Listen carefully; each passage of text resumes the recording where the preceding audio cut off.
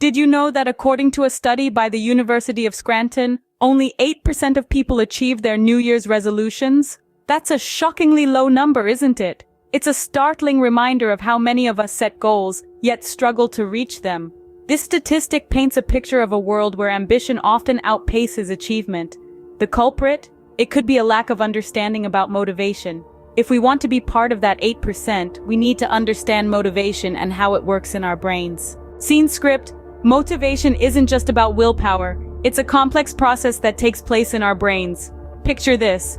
Imagine a little messenger in your head, darting from one neuron to another, carrying important information. That's dopamine, a neurotransmitter that plays a pivotal role in motivation. When we set a goal or anticipate a reward, our brain releases dopamine. It's like a little tap on the shoulder saying, "Hey, this is exciting, let's go for it."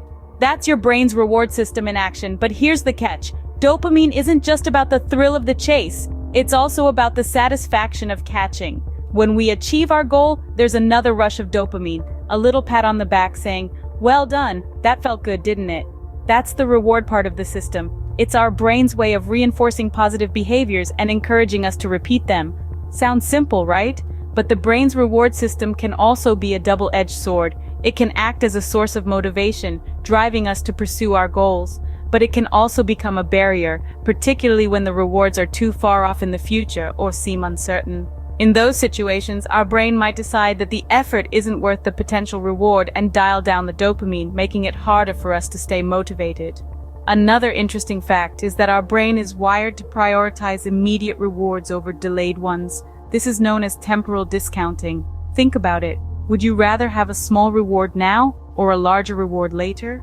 Our brain tends to choose the immediate, smaller reward, which can sometimes derail our long-term goals. But don't worry, it's not all doom and gloom. By understanding how motivation works in our brains, we can learn to work with it rather than against it. We can set smaller, achievable goals along the way to keep our dopamine levels steady and our motivation high. We can also visualize our future rewards to make them feel more immediate and tangible.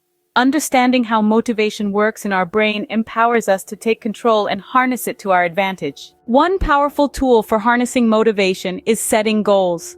These are not just wishful thinking or daydreams, but concrete targets that give us a sense of direction and purpose.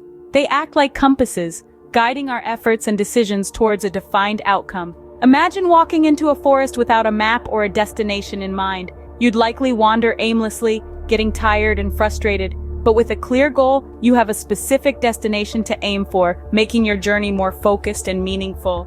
But what if your goal seems too big or too distant? That's where the power of breaking it down comes into play. By dividing your larger goal into smaller, manageable tasks, you make it less daunting and more achievable. Each small accomplishment fuels your motivation, making you eager to tackle the next task. So, let's not underestimate the power of setting and breaking down goals. They can give us the push we need to get started and keep going. Now let's dive into some strategies you can use to boost your motivation. First up, setting a routine. A routine is like a roadmap for your day. It gives structure to your time, reducing the need for constant decision-making. This frees up mental energy for more important tasks. For instance, if you set a routine of waking up early, exercising, and then starting your work, you'll find yourself needing less willpower to get started. The routine becomes the norm. Next, find your why. This is the core reason behind why you want to achieve your goals. It's the fuel that keeps you going when things get tough. If you're trying to lose weight, your why might be to feel confident and healthy. If you're working on a project, your why might be the satisfaction of creating something new. To find your why, reflect on what truly matters to you. This will give you a strong motivation to keep pushing forward. Another strategy is to use positive reinforcement. This involves rewarding yourself when you reach certain milestones. The reward doesn't have to be big. It could be as simple as taking a break, having a treat, or spending time on a hobby. The key is to make the reward something you genuinely enjoy. This creates a positive association with the task at hand, making it less of a chore and more of an opportunity for enjoyment. Let's not forget the power of visualization. Picture yourself achieving your goals. Feel the sense of accomplishment. This mental rehearsal can significantly boost your motivation. Lastly, surround yourself with positivity. This could mean engaging with uplifting content, spending time with people who inspire you, or simply maintaining a positive mindset. Positivity breeds motivation. It's hard to feel motivated if you're surrounded by negativity. Remember, motivation isn't a fixed trait. It's a skill that can be cultivated.